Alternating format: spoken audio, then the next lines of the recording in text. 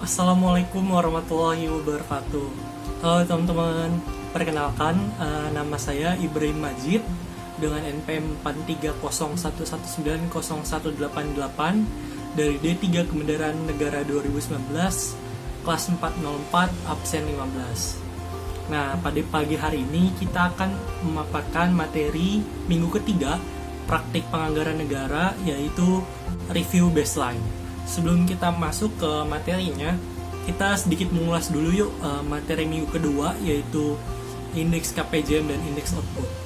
Nah, dari pengertiannya, KPJM merupakan proses penyusunan anggaran yang dilakukan dengan memperhitungkan kebutuhan anggaran dengan perspektif waktu lebih dari 1 tahun dan dengan mempertimbangkan implikasi biaya dari pelaksanaan kebijakan yang dimaksud pada tahun-tahun berikutnya.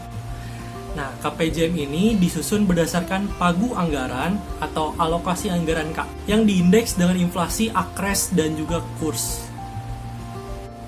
Nah, setelah dilakukan penyusunan KPJM oleh KL, selanjutnya akan dilakukan perguliran angka perakiraan maju atau PM untuk mendapatkan acuan angka dasar dan dilakukan pemutakhiran data terhadap angka dasar yang dimaksud.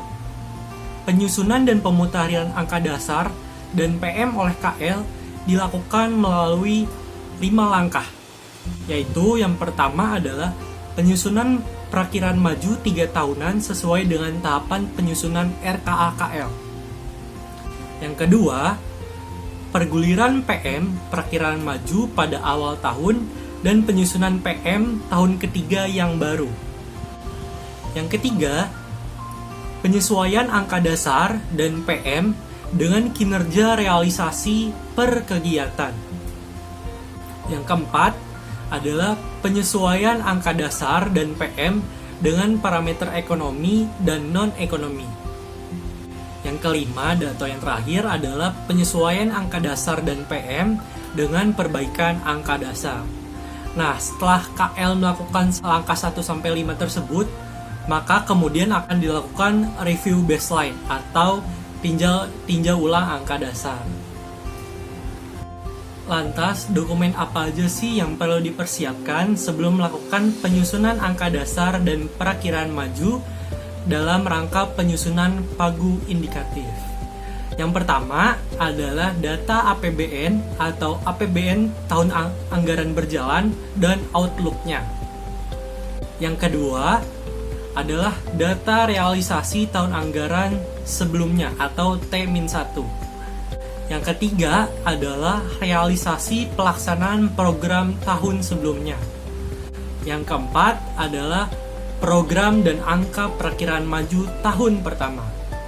Yang kelima adalah hasil evaluasi terhadap kinerja pembangunan dan kinerja penganggaran tahun sebelumnya serta kebijakan tahun berjalan. Yang keenam adalah proyeksi ADEM dan parameter non-ekonomi untuk tahun anggaran yang direncanakan. Dan yang ketujuh adalah dokumen pendukung lain sesuai kebutuhan, misalnya RPJMN, RKP, Renstra KL, juga Renja KL. Nah, topik terakhir yang ingin saya sampaikan adalah pihak-pihak mana saja sih yang terlibat dalam penyusunan angka dasar dan perakiraan maju. Pihak yang terlibat ada 3 pihak, yaitu yang pertama Dijen Anggaran, yang kedua adalah Biro Perencanaan atau Unit Perencana KL, dan yang terakhir adalah Bappenas. Tiap pihak memiliki perannya masing-masing. Kita jabarkan satu-satu. Yang pertama adalah perannya dari Dijen Anggaran. Dijen Anggaran berperan untuk membantu KL menyusun, menggulirkan, dan memutakhirkan perakiraan maju 3 tahunan berbasis aplikasi, serta menelaah atau meninjau ulang perakiraan maju, menelaah atau meninjau ulang angka dasar, menyesuaikan alokasi usulan angka dasar, dan yang terakhir tugas Dijen Anggaran adalah menelaah atau meninjau ulang usulan program atau kegiatan atau output baru dalam pertemuan 3 pihak dalam forum penelaahan Renja KL. Yang kedua adalah tugasnya dari Biro Perencanaan atau Unit Perencana KL.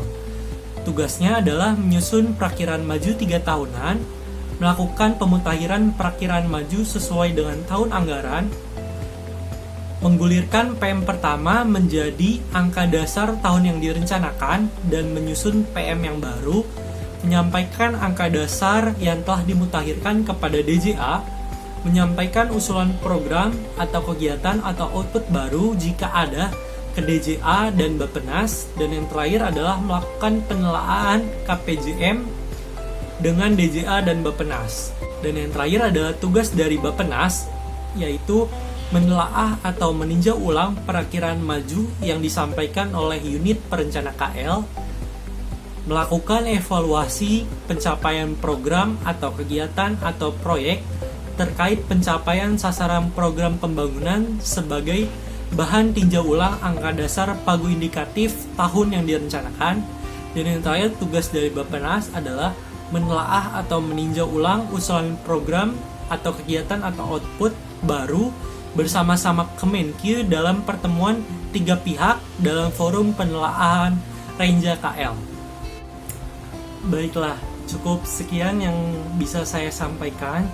Semoga materi hari ini dapat bermanfaat bagi teman-teman semuanya.